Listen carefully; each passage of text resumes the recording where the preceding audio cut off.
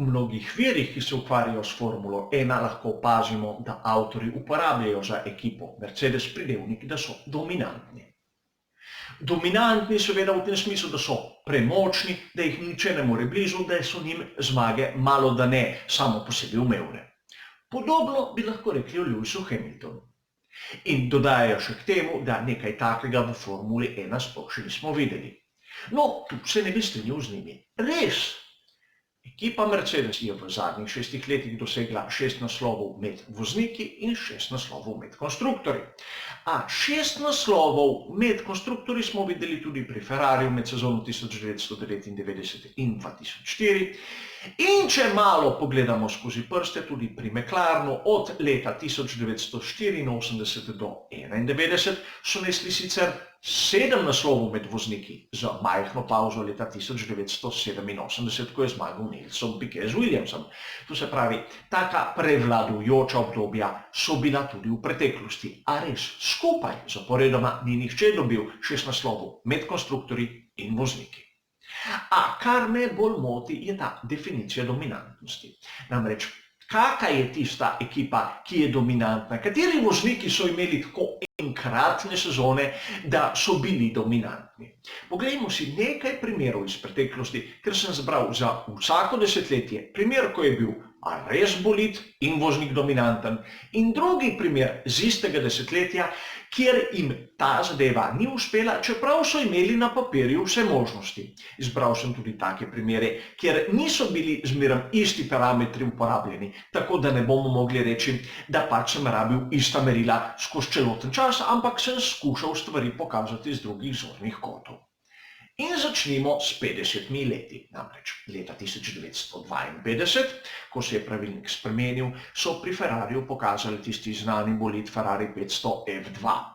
Na sporedu je bilo 8 dirk. Ena izmed njih je bila tista v Indianapolisu, ki je štela za svetovno prvenstvo Formule 1, a ni bila po pravilniku Formule 1, tako da v resnici so bili tisti znani vozniki prisotni samo na 7 dirkah.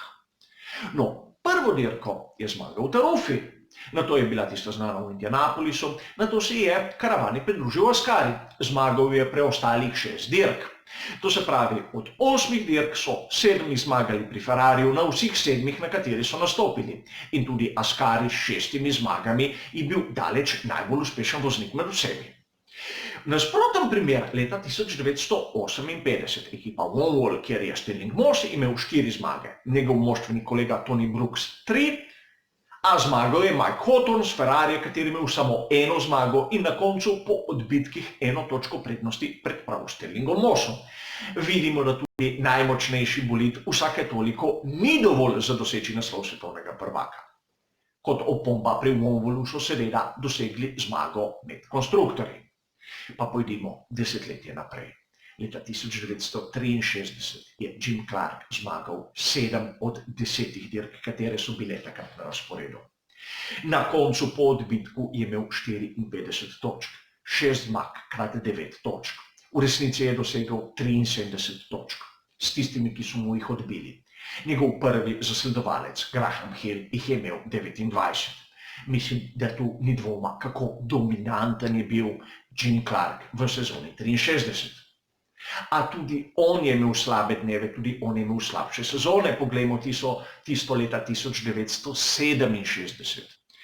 Od 3. dirke naprej je imel na razpolago Lotus 49, verjetno enega izmed najbolj dominantnih bolidov vseh časov v Formuli 1. Revolucionarno zadevo. A kljub vsemu, na koncu je bil svetovni prvak Denny Hulme z 51 točkami in 2 zmagama, nato je bil Jack Brabham prav tako z 2 zmagama in 46 točkami, šele 4. je bil Jim Clark, 41 točk, a 4 zmage. Seveda, bilo je tudi več odstopov, a vseeno, kljub temu, da je imel na papirju možnost biti premočan, mu to ni uspelo. In kaj bi rekli o Jackyju Stewartu? Ta je leta 1971 na prvenstvu, kjer je bilo 11 dirk, zmagal 6. Na koncu je imel 62 točk, njegov prvi zasledovalec je bil Ronnie Peterson, ta jih je imel 33. Zmagal ni nobene dirke v tisti sezoni. In vidimo, kako je bil Stewart praktično brez resne konkurence v tisti sezoni. Nekaj podobnega bi lahko rekli za leto 1973, le da je imel Jackie Stewart v tisti priložnosti res močno konkurenco in to je bila pravzaprav z ekipe Lotus, kjer sta bila Fittipaldi in Peterson, zmagala sta skupaj 7 dirk, Fittipaldi 3, Peterson 4, Stewart samo 5. In kljub temu, da zadnje dirke zaradi smrti Severija sploh ni izpeljal, je bil na koncu svetovni prvak. Od 15 dirk, kot sem povedal, jih je zmagal samo 5, a bilo je dovolj in kljub temu, da njegov bolid ni bil najboljši med tistimi, ki so nastopili v tistem svetovnem prvenstvu. Če se premaknemo še desetletje naprej, je sigurno vsakemu znana tista sezona 1988, McLaren MP4/4 in to, da sta Ayrton Senna in Alain Prost zmagala vse dirke razen ene velike nagrade Italije. Bolj dominantne sezone v verjetno zgodovini Formule 1 ne bomo našli. A drugi primer, sezona 1983. Ferrari je imel enkraten bolid, zmagali so konstruktorski naslov, a kljub vsemu René Arnoux je bil na koncu tretji, Patrick Tambay četrti. Kako jim je to uspelo, verjetno ni znano niti njim. In pojdimo še desetletje naprej, leta 1992. Tudi ena izmed tistih sezon, kateri mnogi navdušenci štejejo za velike, dominantne dogodke v Formuli 1. Nigel Mansell je zmagal 9 od 16 dirk v tisti sezoni in bil praktično na veliki nagradi Madžarske svetovni prvak. Po drugi strani, leta 1999, vemo vsi, Ferrari F399 je bil najboljši bolid, kar so jih imeli na razpolago. Zmagali so tudi pri Ferrariju konstruktorski naslov, a svetovni prvak je bil zasluženo Mika Hakkinen. In kljub temu, da je imel eno zmago več od Eddija Irvina, ga je prihitel samo za 2 točke na koncu, kar nam pove, da tisti najboljši bolid, tudi v najboljši ekipi, ponavadi lahko ni dovolj za neko dominantno pozicijo v kompletni sliki. Gremo še desetletje naprej in seveda v tistem prvih letih v novem tisočletju zagotovo ne moremo dejstva letna 2004. Michael Schumacher je zmagal 13 dirk od 18 v celotni sezoni. Mislim, da je bila sezona fenomenalna in dominantna strani Schumacherja, tu ni kaj dodati. A po drugi strani, tista sezona 2007, ko je zmagal Kimi Raikkonen, sta bila tako Fernando Alonso kot Lewis Hamilton v izredno dobri formi, v izredno dobrem bolidu in končala sta oba z enakim številom točk, le točko za Kimijem. Kimi je zmagal sicer 6 dirk, Fernando 4, Lewis 4 in vidimo spet, da na papirju dominanten položaj, ki ga bi lahko imel McLaren, se je na koncu izrodil. Seveda tu je treba še opomniti o tisti zadevi okrog Spygate, a pustimo sedaj to pri strani. In pridemo v to naše desetletje, katero se izteka in kaj bi tu rekli. Imeli smo tudi pri ekipi Mercedes dominantne sezone in zagotovo tista leta 2016 je bila ena izmed njih. Vozniki ekipe Mercedes so zmagali 19 od 21 dirk, kar je ogromno. Nico Rosberg jih je zmagal 9, Lewis Hamilton 10. A na koncu je Nico Rosberg postal svetovni prvak samo s 5 točkami prednosti. Imamo primer, ko smo videli, da je bil res bolid tisti, ki je bil fantastični, a voznika med seboj nista pokazala kakih velikih občutnih razlik. Torej, inflacija uporaba tega pridevnika, bom rekel, dominantno, je nekam pretirana, posebej v tem zadnjem obdobju. Kajti, ukolikor je letos v sezoni 2019, do sedaj manjka še ena dirka do konca, Lewis Hamilton zmagal 10 dirk in postal svetovni prvak, seveda zasluženo.